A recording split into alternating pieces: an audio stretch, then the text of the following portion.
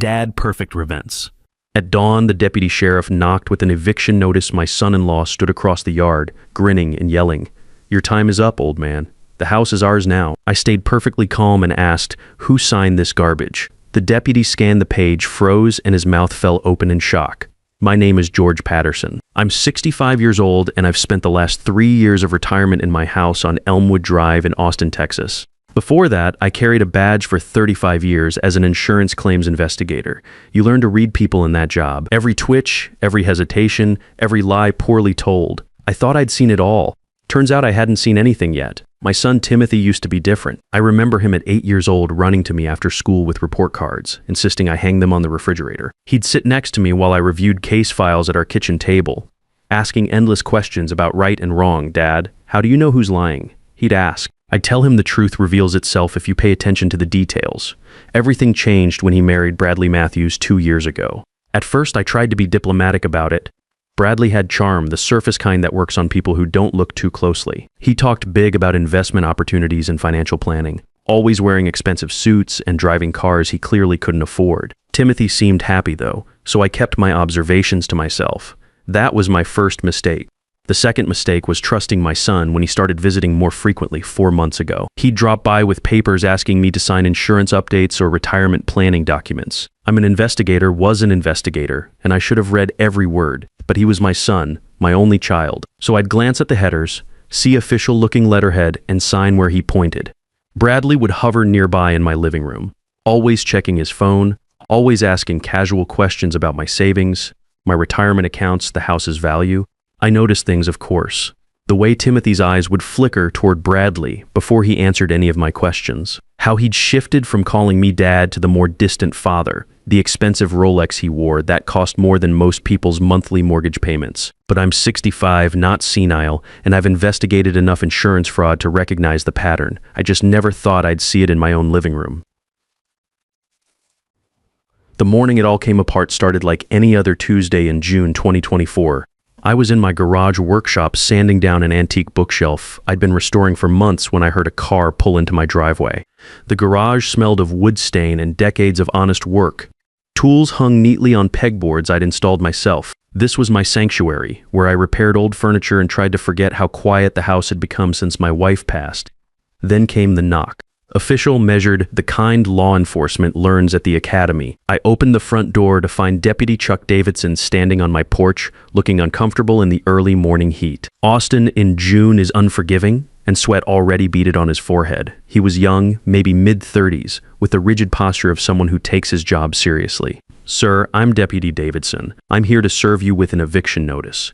For a moment, I just stared at him. Then I saw them, Bradley and Timothy, standing beside their car across the street.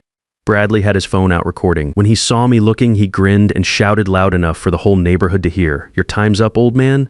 The house is ours now." Timothy stood beside him, saying nothing. He wouldn't even look at me. My son, who used to run to this same front door every day after school, now stood across the street watching strangers try to kick me out of my home. I turned back to Deputy Davidson, keeping my voice level. "May I see the documents, please?" He handed me a manila folder, his expression apologetic. "Sir, I'm just doing my job." "I understand, Deputy." I opened the folder and felt everything inside me go cold. It was a quitclaim deed supposedly signed by me, transferring full ownership of 20847 Elmwood Drive to Timothy Patterson, dated April 15th, 2024. Notarized. Everything looked official. Everything except 3 things that screamed fraud to anyone who knew what to look for. First, the seal. It was positioned at a 15-degree angle. I'd been signing legal documents for 3 decades, and I never not once placed my seal anywhere but perpendicular to my signature line. Second, the signature itself. Close, but not quite right. The loop on my G was too wide, and I always crossed my T's with a slight upward flourish. This didn't have it. Third, the date didn't match my calendar. April 15th was a Sunday. I never conduct business on Sundays. Never have, never will. I looked up at Deputy Davidson. Really looked at him for the first time. His face was familiar in that way. Young faces sometimes are when you've been in public service long enough. The name tag, the posture, something clicked. "Chuck Davidson," I said slowly. "Your father was Phil Davidson. He worked security at Mutual Insurance, retired about 10 years ago." His eyes widened. "Mr. Patterson, Sir, I didn't realize. You attended my retirement party 3 years ago?" I continued, my mind already 3 steps ahead. You gave a very gracious speech about how my investigation work helped your dad's security team catch that embezzlement ring back in 2018. The blood drained from his face as he understood what he'd just walked into.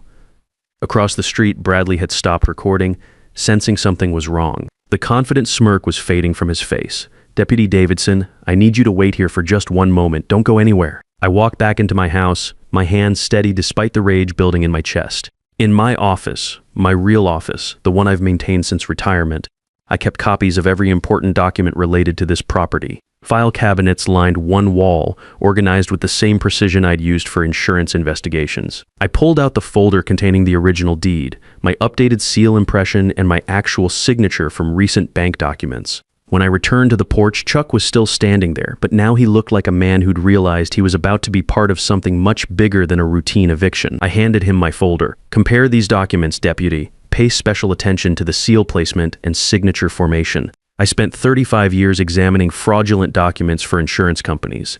This," I tapped the eviction notice, "is amateur work." Chuck studied both sets of documents on my front porch, the Texas sun beating down on us. I watched his jaw tighten as he saw what I'd seen immediately. The differences were glaring once you knew what to look for. Across the street, Bradley was walking toward us now, Timothy trailing behind him like a reluctant shadow. "What's the holdup?" Bradley called out, his voice carrying that entitled tone I'd grown to hate. Just drag the old man out already. I ignored him. Instead, I looked at Chuck and spoke clearly, making sure my voice would carry across the quiet neighborhood. "This is fraud, Deputy Davidson. Document forgery, and I intend to prove it." Chuck stood there for a long moment, the 2 folders in his hands, one real, one fake. I could see him processing it all, the implications spreading across his face like ripples on water. His father had taught him to respect the law, and here he was, caught in the middle of a family crime. "Sir, I apologize for this situation," he finally said. "Given the circumstances, I strongly advise you to contact an attorney immediately. This matter requires investigation." Bradley had reached the edge of my yard by then, his face twisted with frustration. He wore a designer polo shirt that probably cost more than Chuck made in a week. "Hey, you can't just ignore official paperwork. We have every right. Step back, sir." Chuck's voice cut through Bradley's bluster with the authority of someone who'd had enough. "This situation is now under review. Any interference will result in your removal from the premises." Timothy tried next, his voice taking on that pleading tone I'd heard 1,000 times when he was a child asking for something he wanted. "Dad, please, can we just talk inside? This is all a misunderstanding." "No, Timothy." I kept my voice flat, emotionless. "There's nothing to discuss." Chuck nodded at me, then at Bradley and Timothy. "I'll be filing a report about these discrepancies. You'll all be contacted." He walked back to his patrol car, and I watched Bradley's confidence crumble with every step the deputy took. After Chuck drove away, I expected them to leave. Instead, Timothy approached my front door, tears streaming down his face. Real tears, too. He always could cry on command, even as a grown man. "Dad, please," he sobbed. "This is all Bradley's fault." He said it was just paperwork. I didn't know. I looked past his tears, past the performance to what he was holding. A brand new iPhone 15 Pro, the titanium case catching the morning sun. Those retail for about $120, and on the screen, clearly visible before he noticed me looking and tilted it away, was a confirmation email. "Your flight to Paris, $8,400 for 2 passengers, $8,400 for a vacation, while trying to steal my house. Go home, Timothy." "But Dad," I said, "go home." I stepped back and closed the door, turned the deadbolt, stood there listening to him cry on my porch for another minute before Bradley called him back to the car. Only when I heard them drive away did I allow myself to feel it, the full weight of what my son had tried to do. I walked through my house, this house I'd bought 30 years ago when Timothy was still in middle school, when my wife Sarah was alive and the world made sense. Every room held memories. The kitchen where we'd baked birthday cakes and Sarah had taught Timothy to scramble eggs. The living room where Timothy learned to ride his bike in circles during bad weather while we cheered him on. The backyard where I'd taught him to throw a baseball until my arms ached. When had it changed? I forced myself to think back, to really examine the past 4 months. Timothy's first visit after the long silence had been in February. He'd shown up on a Sunday afternoon with takeout from Franklin Barbecue, the expensive place downtown that charges $30 per pound. "I'm sorry we haven't been around more, Dad," he'd said, settling onto the same couch where he used to watch cartoons. "Bradley's been so busy with his financial consulting business, and I've been helping him, and time just got away from us." I'd been so happy to see him that I hadn't questioned it, hadn't wondered why. After 18 months of barely speaking to me, he'd suddenly remembered I existed. The second visit came a week later, Dad, I was thinking about your estate planning. You've got everything organized, right? Just want to make sure you're protected. He'd had papers with him that time, forms about power of attorney, trust documents, beneficiary updates. I'd glanced at the headers. They looked legitimate, and I'd signed where he indicated trusting my son like any father would. The third visit, Bradley had come along. He'd wandered through my house with the casual entitlement of someone evaluating property for purchase. This place has got to be worth, what, $650,000, maybe $700,000? He'd asked, running his hand along my kitchen granite countertops. Prime Austin real estate. You ever think about downsizing, George? All this space for one person seems wasteful. I'd laughed it off then. Made a joke about them prying my house keys from my cold, dead hands. Bradley had laughed too, but his eyes hadn't. Those cold, calculating eyes that were already spending my money. Now I understood. Every visit, every document, every casual question about my finances. They'd been building toward this for months. The forged deed was just the final piece of their puzzle. I pulled out my phone and scrolled to a name I hadn't called in years. Leonard Brooks, a lawyer who'd handled my divorce case 15 years ago when Sarah's medical bills had strained our finances beyond repair. He answered on the third ring. George Patterson, to what do I owe this rare pleasure? Lenny, I need a recommendation. Best real estate attorney in Austin, someone who handles fraud cases. There was a pause. What kind of fraud are we talking about? The kind involving forged property deeds and family members who think a retired insurance investigator won't notice amateur hour. Another pause, longer this time. Dorothy Freeman, she's expensive, but she's worth every penny, handles this kind of thing regularly. Former prosecutor, knows the system inside and out. I'll text you her number. Thanks, Lenny. George, whatever's happening, be careful. Family cases get messy fast. I hung up and looked at my house again. My house, the one I'd paid off 10 years ago through careful planning and living below my means. The one where I'd raised my son, taught him right from wrong, showed him what integrity looked like, and he'd tried to steal it. I felt something shift inside me then, a cold clarity I recognized from my years investigating insurance fraud. The transformation from victim to investigator. I'd spent 35 years watching people try to game the system, manipulate documentation, exploit loopholes. I'd seen every trick, every scheme, every desperate play. They wanted to play fraud games with an investigator who'd spent 35 years dealing with document forgery. I almost smiled. All right then, I said quietly to my empty living room, to the house that was still mine, to the future I was about to reclaim. Let's see how this plays out. The next morning, I had my first appointment with Dorothy Freeman. Her office occupied the third floor of a renovated warehouse in downtown Austin, the kind of place that charged by results rather than hours. Glass windows looked out over the city I'd called home my entire adult life. The receptionist, a sharp-eyed woman in her 30s, offered coffee while I waited, which I accepted. Professional courtesy, even when your world is burning down. Dorothy herself was younger than I expected, maybe 45, with the kind of calm competence that comes from handling difficult cases without drama. She wore a navy business suit that spoke of success without showing off. We shook hands and she gestured me to a leather chair across from her mahogany desk. Mr. Patterson, Lenny Brooks spoke highly of you. Just George now. Haven't carried a badge in 3 years. Once an investigator, always an investigator in my book. She opened the folder I'd sent ahead. I've reviewed the documents you scanned over. This is quitclaim deed fraud, clear as day. Walk me through what happened. I laid out the timeline methodically, a habit from years of examining insurance claims. The visits from Timothy, Bradley's probing questions. The morning Deputy Davidson appeared at my door. When I described spotting the forged seal angle and signature inconsistencies, Dorothy leaned forward. You caught that immediately. I've examined thousands of documents over 35 years. You develop an eye for these things. The angle was wrong, the signature was close but not perfect, and the date was impossible. I never do business on Sundays. She smiled. The kind of smile lawyers give when they realize they're working with someone who understands the game. This makes my job considerably easier. The deed is dated April 15th, allegedly notarized by Barbara Phillips. Have you contacted her? Not yet. Thought I'd wait for professional guidance. Smart. Let's visit her together this afternoon. If the notarization is legitimate, we have one problem. If it's forged or if the document was switched, we have a criminal case. 3 hours later, we sat in Barbara Phillips's modest office on South First Street. The office smelled like coffee and stress, with stacks of legal documents covering every available surface. She was a woman in her early 50s who'd been notarizing documents in Travis County for 18 years. She knew me by reputation, though we'd never worked together directly. When Dorothy showed her the quitclaim deed, she put on reading glasses and studied it carefully under her desk lamp.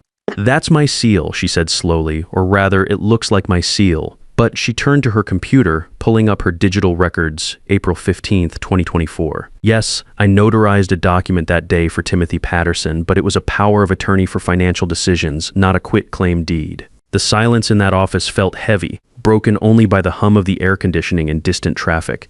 "You're certain?" Dorothy asked. "Absolutely. I log every document in my computer system and keep physical copies. Look, here's my entry. Power of attorney for financial decisions, standard form." She looked up at us, her face pale. Someone used my seal on a different document. Or they switched the documents after I notarized the legitimate one. We left with a sworn statement from Barbara and copies of her records. In Dorothy's BMW, I stared out the window at Austin traffic, my mind working through the implications. "They planned this for months," I said. "Every visit, every paper Timothy asked me to sign. They were setting up the infrastructure for this theft." "Most fraud happens over time," Dorothy agreed. "Navigating through downtown traffic, the question is what else they might have attempted. I'd recommend hiring a private investigator to dig into Bradley and Timothy's finances. If they're desperate enough to forge property documents, there's usually more beneath the surface." She gave me a name. Harold Anderson, former FBI, now private sector, specializing in financial investigations. His retainer was $5,000, which I paid that evening via bank transfer. Expensive, but I'd learned long ago that good help costs money. 2 days later, Harold sat in my living room, a sharp-eyed man in his mid-40s who carried himself like someone who'd seen the worst humanity had to offer and remained unimpressed. He wore a simple gray suit and took notes in an old-fashioned paper notebook. "Mr. Patterson, I've done preliminary research on Bradley Matthews and your son Timothy.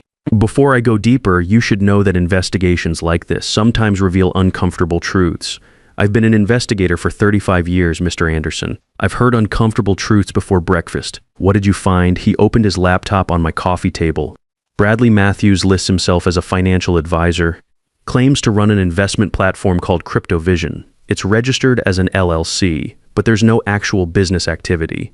No employees, no office, no product. What there is, however, is a pattern of cash deposits from multiple individuals, ranging from $15,000 to $75,000 each. I felt something cold settle in my stomach. How much total? Best estimate, over $380,000 in the past 15 months. And what is he doing with this money? Living well beyond his means. He leases a BMW X5 for $900 a month, rents a luxury apartment downtown for $320 a month, takes frequent trips to Europe.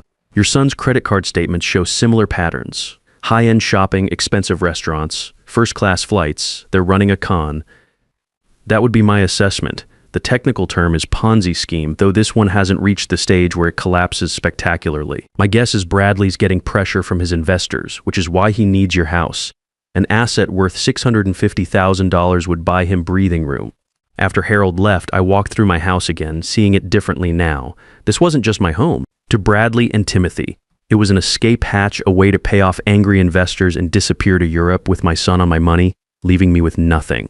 The casual cruelty of it was almost impressive. I stood in my workshop, running my hand over the antique bookshelf I'd been restoring. The wood was oak warped from decades of moisture damage, but underneath the damage, you could still see the craftsman's original intent. Beautiful work, just neglected. Some things could be restored, others needed to be discarded. The next few weeks moved with the precision of a military operation. Dorothy filed the civil lawsuit to invalidate the quitclaim deed and prevent any sale of the property. Harold continued his investigation, building a comprehensive case about Bradley's Ponzi scheme. We had phone records, bank statements, investor contracts, everything documented with the thoroughness of a federal investigation. Then we waited for the legal system to work. The preliminary hearing came faster than expected. Judge Eugene Williams expedited the case due to the clear evidence of fraud. I sat in the Travis County Courthouse on a humid Thursday morning in August, wearing my best Navy suit. The same courtroom where I testified as an expert witness in insurance fraud cases years before. Bradley and Timothy sat across the aisle with their lawyer, Howard Sterling. Sterling was expensive, the kind of attorney who charged $800 an hour and used every trick in the book, but tricks don't work when the evidence is overwhelming. Dorothy presented our case methodically. The forged signature analysis, Barbara Phillips' testimony about the switch documents, Harold's financial investigation showing Bradley's Ponzi scheme, phone records of conversations where they planned to sell my house and disappear to Europe. I watched Bradley's face during the phone recording playback. His own voice filled the courtroom. Once we get the house, we need to move fast. Sell it before he can fight back. Timothy's voice responded, "What about Dad? Where does he go? Bradley? Who cares? Nursing home somewhere cheap. He won't even know the difference in a few years." The judge's gavel came down hard. Property transfer invalidated. Criminal charges referred to the district attorney. Bradley and Timothy arrested on the courthouse steps. The final sentencing hearing came 8 weeks later. Bradley received 4 years in federal prison for securities fraud, plus 18 months for document forgery, 5.5 years total, with mandatory restitution to his 11 investors. Timothy got 12 months probation, with 200 hours of community service. I watched my son accept his sentence with tears streaming down his face. Real tears this time. The judge's words were harsh. "You betrayed your father's trust in the most profound way possible. You helped facilitate an attempt to leave him homeless and destitute. That this court shows leniency is a mercy you did not extend to your own parent."